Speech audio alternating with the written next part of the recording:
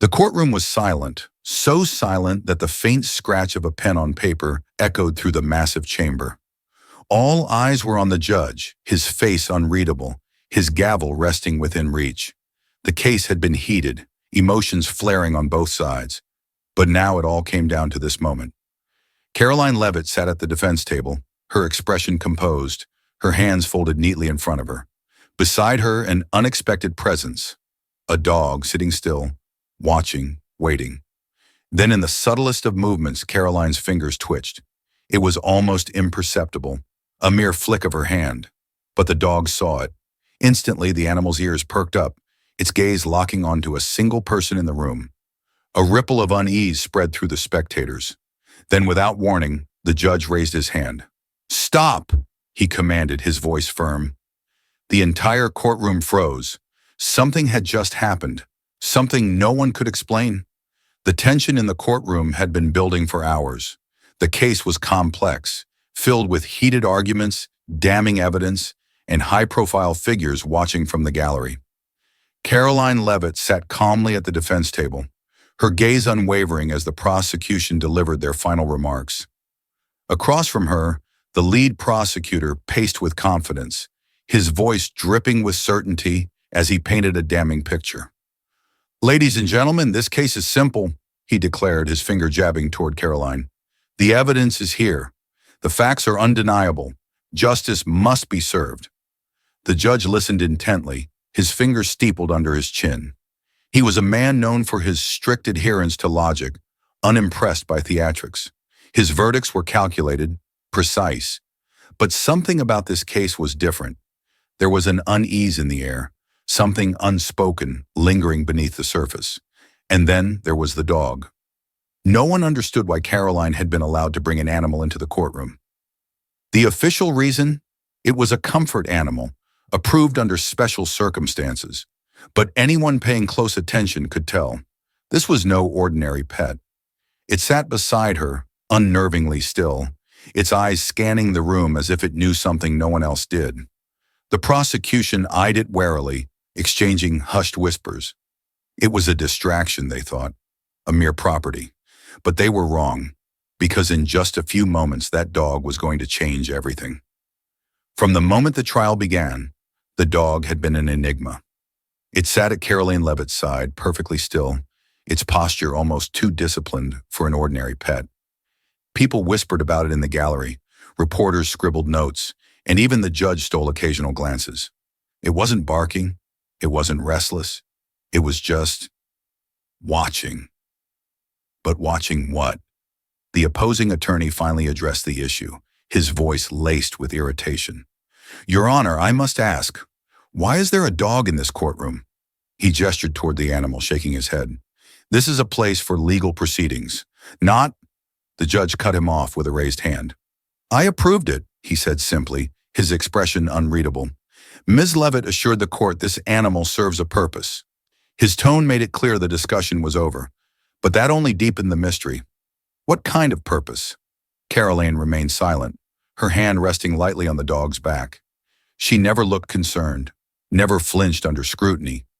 It was as if she knew something everyone else didn't. The prosecution smirked, believing it to be a tactic, an attempt to distract from the facts of the case. But the dog wasn't just sitting there. It was observing, studying. Its head tilted slightly every time a witness spoke, as if analyzing their words, their movements. And then, in a moment so subtle it almost went unnoticed, Karoline's fingers twitched ever so slightly, and the dog reacted. At first, no one understood what had just happened. It was nothing more than a flicker of movement, Karoline Leavitt's fingers barely shifting against the polished wooden table. It was so small, so insignificant, that most would have ignored it completely. But not the dog. The moment she moved, the animal sprang to attention, ears perked, muscles tensed. It wasn't random, it wasn't coincidence. It was a response. The reaction sent a ripple through the courtroom. The judge's eyes flickered toward the dog, his brow furrowing in confusion. The prosecutor, who had been in the middle of speaking, faltered. He turned toward Karoline, then the dog, then back again. What is that animal doing?" he asked, his voice suddenly uncertain. The dog took a slow, deliberate step forward. Its gaze locked onto a single person, the key witness sitting nervously in the stand. The witness froze. His fingers gripped the edge of his seat, his breath hitching. The room, once buzzing with whispers, fell into absolute silence. Everyone could feel it now. The shift, the energy, the sense that something big was about to happen. Then, as if confirming what everyone already suspected, the dog let out a low, guttural whine. Not a bark, not a growl, just a sound of recognition. The kind of sound a trained animal makes when it detects something off. The judge's eyes widened. He leaned forward slightly, hands clasped. "Ms. Leavitt," he said, his voice steady but firm, "what exactly is going on here?" Karoline didn't answer immediately. She simply reached down, stroking the dog's back with a sense of quiet confidence. Then at last she lifted her eyes and spoke. "He knows the truth." The judge's face tightened, his hands gripping the arms of his chair. His gavel lay untouched, forgotten in the chaos of the moment. No one moved, no one dared to breathe. The weight of Karoline's words had settled over the courtroom like a thick fog. "He knows the truth." The prosecutor's confidence cracked. He let out a nervous chuckle, shaking his head.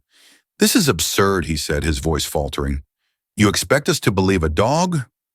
The judge cut him off with a single look. His gaze returned to Karoline. "Explain." She inhaled slowly, then turned her attention to the witness stand. "This dog," she said, her voice calm, measured, "is trained to recognize deception. He's not just a companion. He's an expert at reading micro-expressions, subtle movements, physiological responses, things humans miss, things that tell us when someone is lying." The murmurs in the gallery grew louder. Reporters scribbled furiously. The witness in the stand had gone pale. His hands trembled slightly as he adjusted his tie, trying to maintain composure. Karoline leaned forward, her eyes locking onto the man in the witness stand.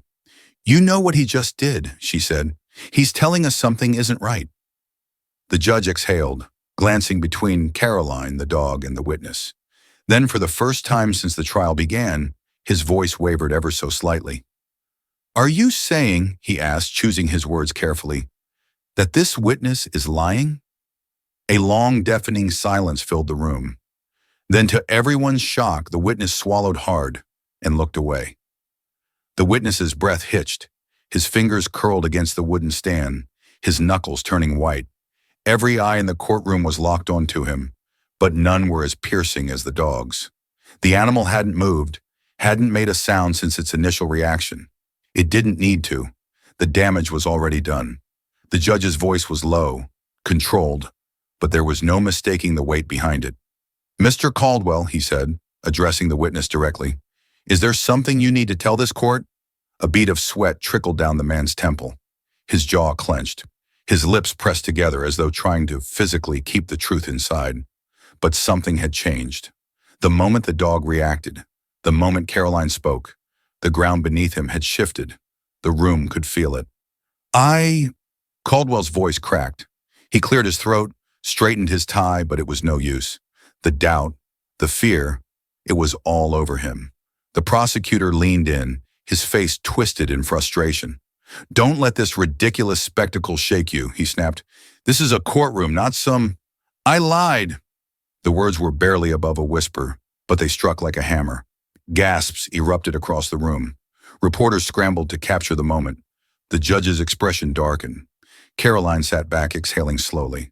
The dog remained still, its job already done.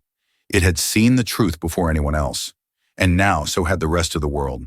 The courtroom was in chaos. Lawyers whispered furiously. Reporters rushed to type breaking headlines, and the judge sat motionless, absorbing what had just happened. A case that seemed airtight had unraveled in seconds, all because of a single, silent command and the unwavering instinct of a dog. Karoline Leavitt remained composed, but there was something triumphant in her expression. The witness had cracked, the truth exposed, and justice had taken an unexpected turn. The judge exhaled, gripping his gavel. "Court is adjourned," he declared. But everyone knew this wasn't just another trial. This was a moment that would change everything. As the courtroom emptied, the weight of what had happened still lingered in the air. A single, silent signal.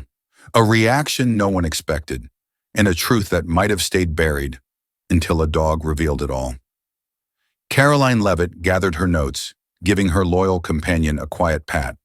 But this moment raised bigger questions. How much do we really miss? What else do animals sense that we ignore? One thing was clear. This was no ordinary trial, and it certainly wouldn't be the last shocking courtroom twist.